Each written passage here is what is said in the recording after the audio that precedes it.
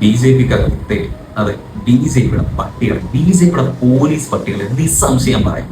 കാരണം അത്രയും മൃഗീയമായ ഒരു നരനായാട്ടാണ് ജന്തർ മന്ദിറിൽ ഇപ്പൊ നടന്നുകൊണ്ടിരിക്കുന്നത്. എന്തിനു വേണ്ടിയിട്ടാണ്? ലക്ഷക്കണക്കിന് വിദ്യാർത്ഥികളുടെ ജീവിതവും സ്വപ്നവും കഷ്ടപ്പാടും ഒക്കെ വേസ്റ്റ് ആക്കിയ, നശിപ്പിച്ച് കളഞ്ഞ, കുറ്റാരോപിതനായി നിൽക്കുന്ന, അതിന് കാരണക്കാരായ മന്ത്രി രാജിവെക്കണം എന്ന് ആവശ്യപ്പെട്ട് നടത്തുന്ന പ്രക്ഷോഭത്തിനെതിരെ, മനസ്സിലായോ, അവരെയാണ് ഈ നാരകള് അടിച്ചമർത്താൻ ശ്രമിക്കുന്നത്. ഇത് ബി.ജെ.പിയുടെ ഒരു ആസൂത്രിതമായ അടിച്ചമർത്തൽ തന്നെയാണ്. ജനുവനായിട്ടുള്ള റീസണിന് വേണ്ടിയിട്ട് പോരാടുന്ന വിദ്യാർത്ഥികളെ അകാരണം മർദ്ദിക്കുക, അവരെ ലോക്ക്ഡൌൺ ചെയ്ത് ഇന്റർനെറ്റും കട്ട് ചെയ്ത് ട്രാപ്പ് ചെയ്തിട്ട് പട്ടി അടിക്കുന്ന അടിക്കുകയാണ്. അതിൽ സ്ത്രീയെന്നോ പുരുഷനെന്നോ വ്യത്യാസമില്ല. പിഞ്ചു കുഞ്ഞുങ്ങൾ മുതൽ വൃദ്ധന്മാർ വരെ സമരം ചെയ്യാൻ അവിടെ വന്നിട്ടുണ്ട്. അവരെ എല്ലാവരെയും സ്ത്രീയെന്നോ പുരുഷനെന്നോ കുട്ടിയെന്നോ വൃദ്ധനെന്നോ വ്യത്യാസമില്ലാതെ അടിച്ചമർത്തുകയാണ്, തല്ലി കൊല്ലുകയാണ്. ആ രീതിയിലേക്ക് വളരെ ക്രൂരമായ, പൈശാചികമായ, മൃഗീയമായ രീതിയിലേക്കാണ് ഡൽഹി പോലീസ് പോയിരിക്കുന്നത്.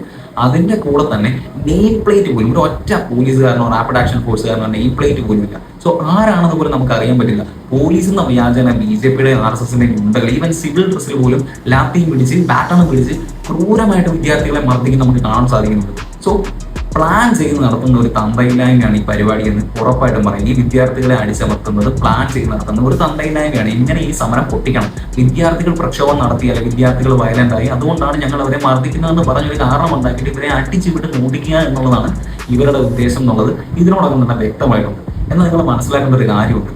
ഇന്ത്യയിൽ എല്ലാ പ്രാദേശിക മീഡിയകളും ഇതിനെപ്പറ്റി ശക്തമായി വാർത്തകൾ കൊടുക്കുമ്പോൾ മെയിൻ സ്ട്രീം മീഡിയസ് ഒന്നും ഇതിനെപ്പറ്റി ഒരു കുന്തവും പറയുന്നില്ല എന്നുള്ളതാണ് റിയാലിറ്റി. അവരവിടെ റിയാലിറ്റി ഷോസും അല്ലെങ്കിൽ സെലിബ്രിറ്റീസിനെ പൊക്കി പിടിച്ചുകൊണ്ടിരിക്കണം. ഒരാളും ഇതിനെതിരെ മെയിൻ സ്ട്രീം മീഡിയസ് പ്രതികരിക്കുന്നില്ല. അവരാകപ്പാടെ ഈ സീനിലേക്ക് അല്ലെങ്കിൽ ഈ ലൊക്കേഷനിലേക്ക് വരുന്നത് ഇതിനെതിരെയുള്ള ഹെയ്റ്റ് സ്പീച്ചും പ്രൊപ്പഗണ്ടകളും ഫേക്ക് ന്യൂസുകളും സ്പ്രെഡ് ചെയ്യാൻ വേണ്ടിയിട്ട്, ക്രിയേറ്റ് ചെയ്യാൻ വേണ്ടിയിട്ട് മാത്രമാണ്. മലയാളികളായ നമ്മളാണ് ഇതിൽ കൂടുതൽ പ്രതികരിക്കേണ്ടത്. കാരണം നമുക്ക് മനസ്സിലാകുന്ന അത്രയും, നമുക്ക് പ്രതികരിക്കാൻ കഴിയുന്ന അത്രയും മറ്റൊരാൾക്കും കഴിയില്ല. അതുകൊണ്ട് ശക്തമായിട്ട് ഇതിനെതിരെ പ്രതികരിക്കുക തന്നെ വേണം. ഇതൊരു പാർട്ടിയുടെ, രാഷ്ട്രീയത്തിന്റെ പ്രശ്നമാണ്, ഇന്ത്യയുടെ യുവാക്കളുടെ പ്രശ്നമാണ്, ഇന്ത്യയുടെ ഭാവിയുടെ പ്രശ്നമാണ്.